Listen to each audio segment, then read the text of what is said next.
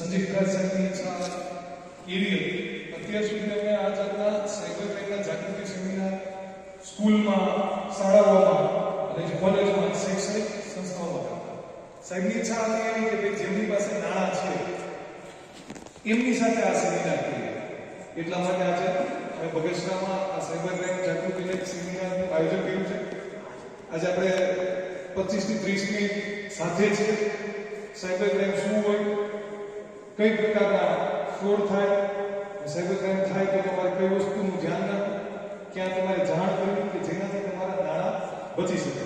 નાણાં હોય તો તમારી જાણમાં ન હોય તો તમારી સાથે આર્થિક તમારું નુકસાન થાય, નાણાકીય છેતરપિંડી થાય, એને સાયબર ક્રાઇમ કહેતા હોય. અહીંયા તમને બે ફોટા જોવા મળશે. એક ફોટામાં એવું છે કે સાદી વસ્તુ લઈ લઈ, જ્યારે બાજુનો ફોટો સાયબર ક્રાઇમ છે કે ભાઈ તમારી જાણ હોય ને તમારી જાણ ન હોય ત્યારે આ રીતે તમારી સાથે ફ્રોડ કરતા હોય. સાયબર ક્રાઇમ વિશે વાત કરતા પહેલા એની વાત કરીએ કે ભાઈ અમારે શું કામ સાયબર ક્રાઇમમાં બેસવું જોઈએ, શું કામ આવો સેમિનાર ભરવો જોઈએ, શું કામ અમારો સમય આપવો જોઈએ. અમારા પોલીસ સ્ટેશનની અંદર જેટલી અરજીઓ આવે, જેટલી ફરિયાદ આવે, જેટલી એફઆઈઆર થાય, એમાંથી 90% અરજી એફઆઈઆર ભણેલા માણસો થાય. અભણ માણસો સાથે આ પ્રકારના ફ્રોડ નથી. અભણ માણસોને ફોન કરીને એમ કહે કે તમારું એટીએમ કાર્ડ બ્લોક થયું છે, આ નંબર આપો, ઓટીપી આપો, એ ના પાડી દે કે મને કંઈ મદદ પડતી, તમે ફોન મૂકી દો, મારો છોકરો કે છોકરી આવશે ત્યારે ફોન કરજો. અને આ જ પ્રકારના ફોન જો આપને આવે તો આપણે ગુજરાતી મૂકીને હિન્દીમાં કરી ચાલુ કે કહાં સે બાત કર રહે હો, ક્યાં ચાહીએ, કોન સા કાર્ડ બ્લોક હોને વાલા હૈ. અમને કેટલા એમ કહેતા હોય કે તમારો ફોન હેક થઈ ગયો છે. આ લોકો ફોન પર હેક નથી કરતા. આ લોકો એટલા બધા હોશિયાર નથી, પણ આ લોકો સ્કિલ માસ્ટર છે, કે આવડત છે.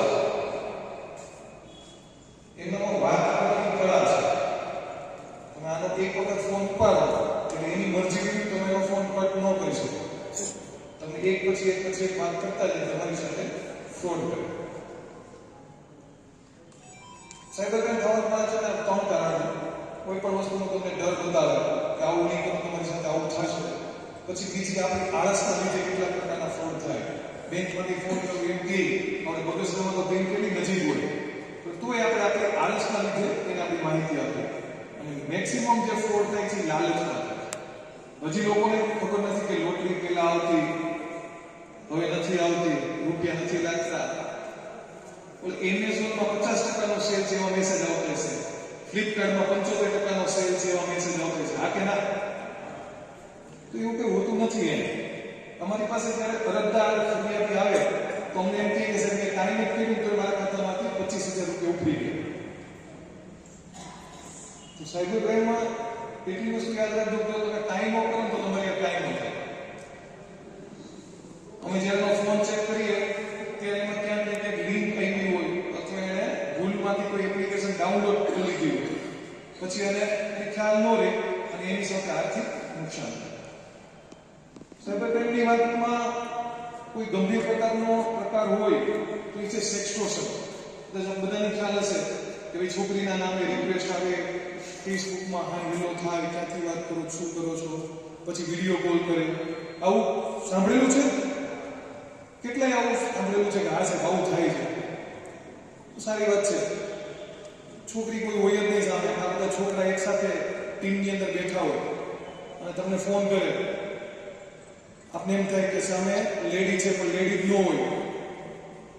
એક 15 સેકન્ડનો વિડીયો પ્લે કરી દે કે જેમાં લેડી હોય અને અહીંયા એની સામે આપણે હોય ભોગ બનનાર, અને આપણો આવો વિડીયો, ખરાબ વિડીયો ઉતારી લે અને પછી તમને અલગ અલગ નામે રૂપિયા તમારી પાસેથી માંગે. આમાં એવું છે કે કોને ફોન આવે, કંપનીને ફોન આવે આવું બન્યું. પછી અમે બરોડાના બતાવતા, બરોડામાં આવું બને છે. પછી અમે રાજકોટનું કહેતા, રાજકોટમાં આવું થાય છે. હવે આવા કટિંગ અમારે ગોતવા નથી પડતા, આપણા આજુબાજુના જ મળી જાય, અમરેલીના જ મળી જાય છે. લાઠીમાં આવું થયું, બગસરામાં આવું થયું. એનો મતલબ એવું કે આ સાયબર ક્રાઇમ બહુ વધતા જાય છે. જ્યાં સુધી આપણે જાગૃત નહીં થાય ત્યાં સુધી આ પ્રકારના ફ્રોડ વધતા રહેશે. આ લાઠીનો જ બનાવ છે આપણી સામે કે ભાઈ રાજુના એક વૃદ્ધ હતા, એનો પણ આવો ફોન આવ્યો અને તમારી કેપેસિટી મુજબ તેમાં આ લોકો રૂપિયા લખાવતા હોય છે, રૂપિયા તમારી પાસે માંગતા હોય છે, બ્લેકમેલ કરતા હોય છે. ક્યારેય સાચું માનવું નહીં, આ બધી એપ્લિકેશન ખોટી હોય છે. જો તમે આમાં પડો તો આવું ભોગ બની શકો. આ રાજુલાનો એક બનાવ છે, મેં તમને વાત કરી એમ કે માણસ પાસે પછી છેલ્લે રૂપિયા ન હોય તો કયું પગલું લે? આત્મહત્યા બાજુનું પગલું લે. અમરેલી ડિસ્ટ્રિક્ટની અંદર છેલ્લા 2 વર્ષની અંદર વડિયા અને લાલાવદર 2 ગામમાં 2 યુવકે આ વાત જેમાં આપણે કરીએ છીએ એમાં આત્મહત્યા કરેલી છે. કારણ કે માણસનો આવો ખરાબ વિડીયો બની જાય પછી તો શું કરવું એમ? જો તમે આવું કાંઈ પણ બનાવ બને, પોલીસનો સંપર્ક કરો તો ગમે એવો તમારો ખરાબ વિડીયો બની ગયો હોય, ફોટા આવી ગયા હોય તો એ વિડીયો તમારો ત્યાંથી ડિલીટ થઈ જાય, તમારા ફોટા વાયરલ થતા અટકી જાય, જે તમારા રૂપિયા ગયો તમને પરત મળે. પણ ક્યારે કે તમે તાત્કાલિક એક્શન લ્યો ત્યારે.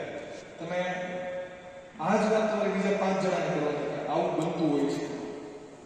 જ્યાં સુધી આપણે સમજશું નહીં ત્યાં સુધી એનો શિકાર બનતા રહેશે.